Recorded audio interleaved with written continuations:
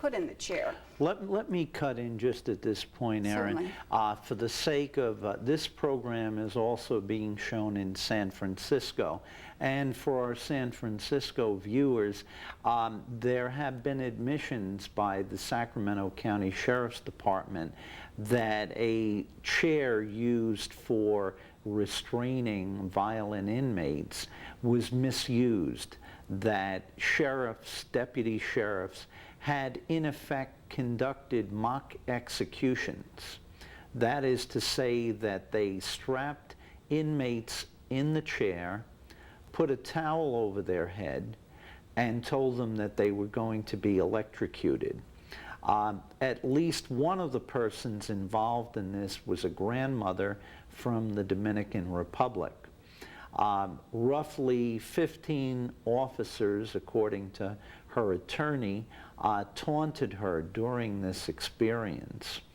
And there's been numerous criticisms, some of which Erin has just alluded to, concerning not only the use of this chair and the mock executions, but there have been a number of complaints by African American deputies that white deputies are making references to ethnic hair care for African Americans and talking to them in feigned Jamaican accents, going up to African American sheriffs and saying, "How about them berries, man?"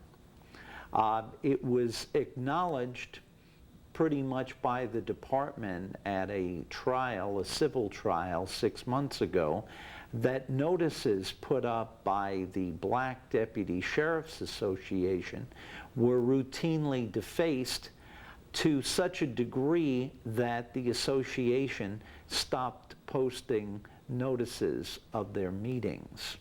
So this is a little bit for the San Francisco viewers, a little background on this, but we're going to make this show a broader issue in terms of some of the mentality and sensibilities of police, which is of particular interest to Erin. And, thank you. That was a good overview. I appreciate that very much. Thank you. Now, can I just throw one thing in? Sure.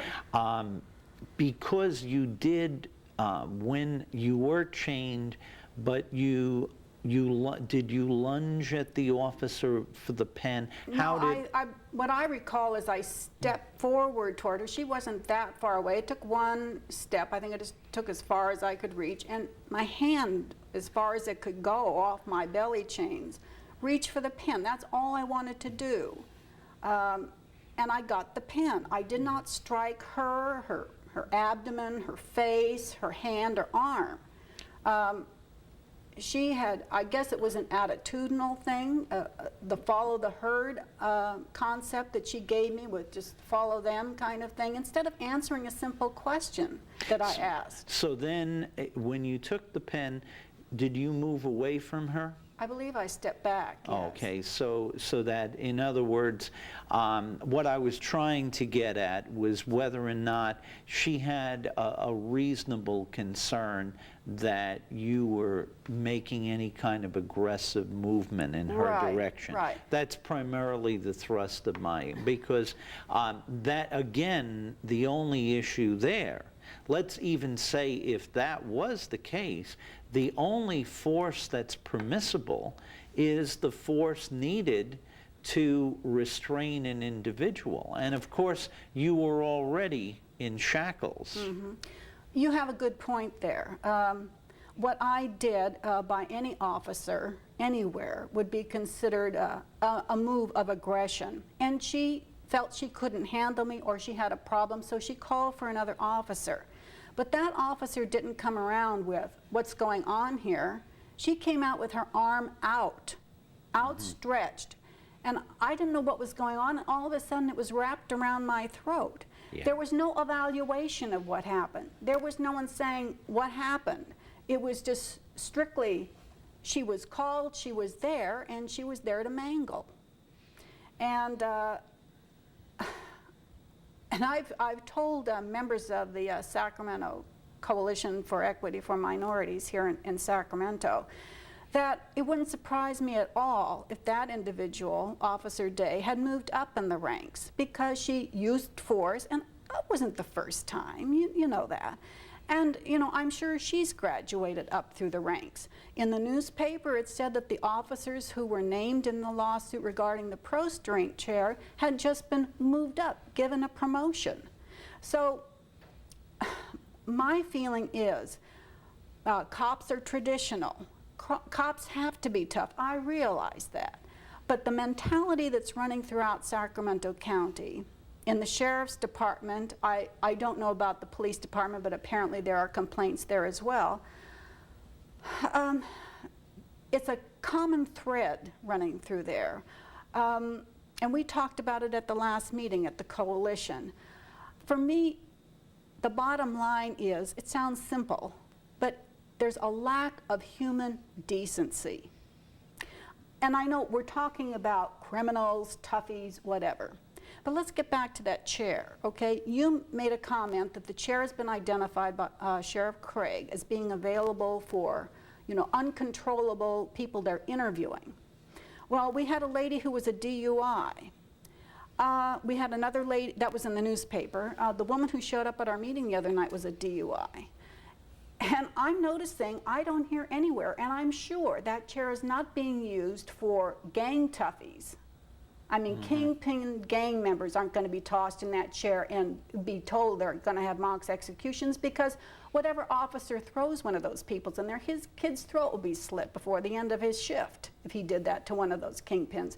That chair is there for terrorist purposes, of plain ordinary citizens who don't have any resource, whether it's financial backing for a good attorney, average American citizens who are trying to make it. There's nothing right about driving drunk, I take that, you know, I realize that.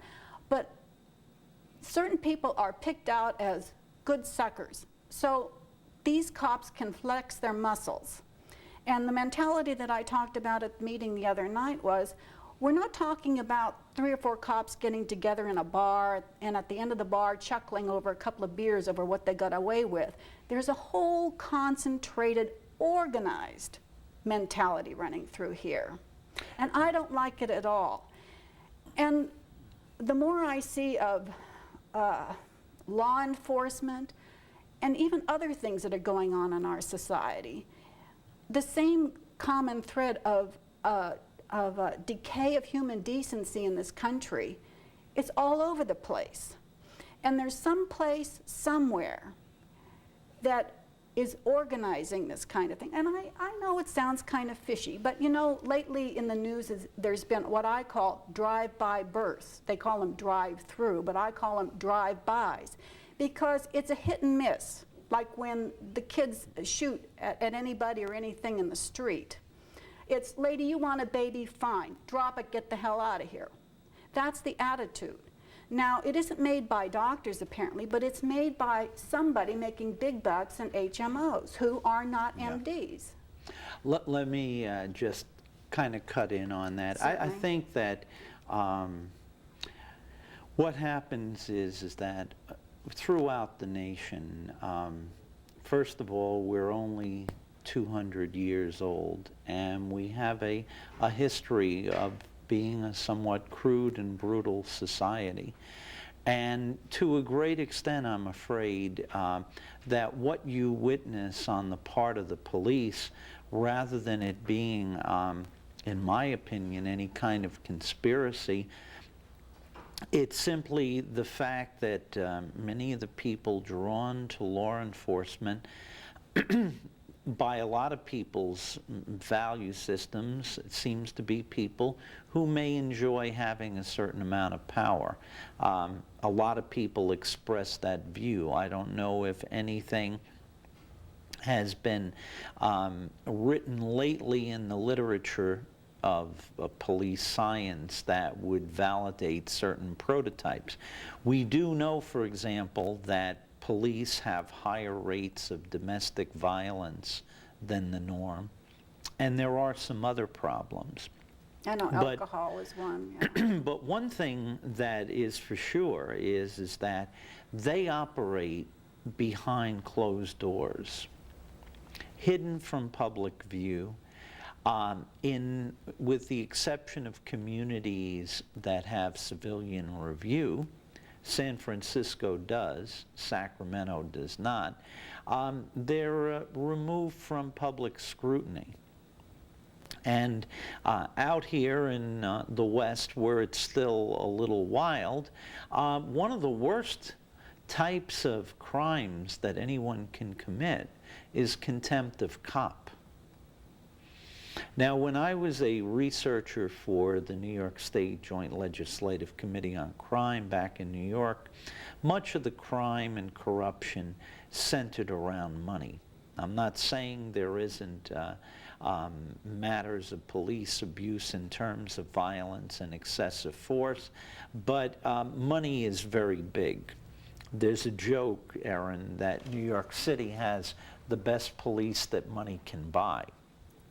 And just kind of an amusing story, in the latest round of scandals that occurred involving police trafficking in drugs and stealing drugs from drug dealers, the way they caught one of the chief perpetrators, who was a policeman, was that for 3 months he forgot to pick up his paycheck. He was making, I think, around $3,700 a month. But given the amount of money he was making from the drugs, that $11,000 didn't mean very much. And so they wondered why he wasn't coming in to pick up his paycheck. That's how they caught on to him. I see. So, but out here, in many ways, the biggest crime that one can commit is contempt of cop. And the other part of it is that one problem, and the general public doesn't understand this, is that of all the problems associated with the police, the biggest one is lying. As a matter of fact, in New York, it's referred, they actually have a name. They call it test-a-lying. And they make the facts fit the circumstance, particularly if they've done something wrong. To bring it down to cases in California, one case that I can think of involved two deputy sheriffs, again back in the 80s, who pulled a man over on one of the avenues in Sacramento, and then proceeded to have a guard dog menace him. I remember. As the man was struggling with the dog, one of the officers pulled a gun.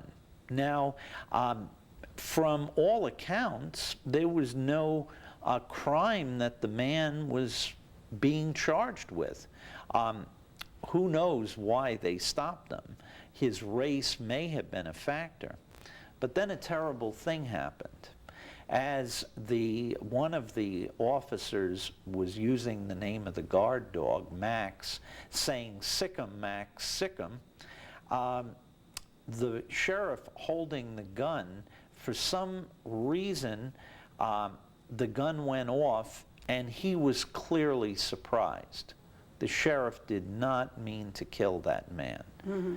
But when they were questioned about it, his partner said that, oh no, that man who was being menaced by the guard dog, by the police dog, was trying to attack the sheriff who shot him. Mm. Well, what happened was that was rebutted by two witnesses who were in a nearby apartment building terrace, who saw the whole thing and called the bee and said that's not true. Ultimately, the taxpayers of Sacramento County paid the family of the victim $75,000, which was kind of a cheap price for a human life. Absolutely. And it certainly wouldn't bring that person back. But it's an illustration how the patella, the knee-jerk response, is for the officer involved to always protect the fellow officer and follow the blue code of silence. And even a lot of people try to say, well, the majority of police officers are good, and it's only a small percent who are abusive. While it's true that the majority aren't abusive, I prefer to see them as co-conspirators. They witness it, they see the abuses, and then they proceed to look the other way. Right. You notice how that happened in the Rodney King case. Yes. Let me try this on you, Okay. Erin, okay? Let's move to the O.J. Simpson trial, and now I want to discuss testifying, okay? If you know, let's just say that from just your general knowledge, if a person is the victim of a homicide and it doesn't appear to be in connection with a robbery or some public argument or drugs, where do you think the police look most of the time? As I recall, it's normally at home. That's correct. Family members or acquaintances. Now, if in addition to that general principle, the officers, at least one of the officers, is aware that one of the family members has a history of committing violence against the victim,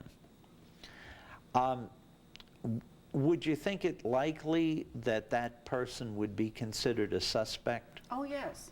Okay. See, now you said that just like, oh yes, like it was the most natural thing in the world for that to happen. But in the case of the trial, one Lieutenant Van Natter in particular, in the O.J. Simpson trial, said that when they jumped the fence to get into O.J.'s property, that they thought something might have happened to him, but that in no way would they have did they consider O.J. Simpson a suspect. Now, does that sound like testifying to you?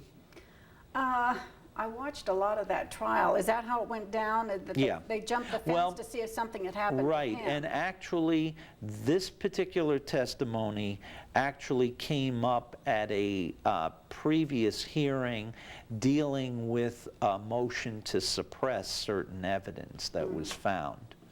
So this was actually something that took place not before Judge Ito, but before another judge. It may have been brought up again at the trial. But Yeah, I do believe I remember something about the question of why did they jump the fence and what right did they have to jump the fence and so forth. Right, right. Does that sound like an example of testifying to you? Well, I guess also, I don't know why they would have to cover up the fact that on 2 counts he's a family member and has been on 911 tape as having been abusive to Nicole before, why he would have to lie about why he wanted to get in to see O.J. Well, no. In other words, O.J. wasn't home.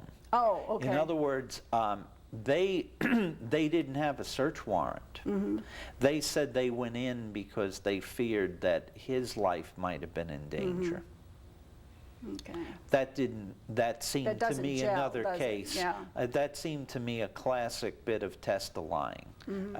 But at any rate, it's been a pleasure having you on, Erin. The time has gone quickly, but I'm going to have you come back and we're going to talk some more about some other things. And thanks very much for watching Social Issues, and we'll see you next month. Have a good day.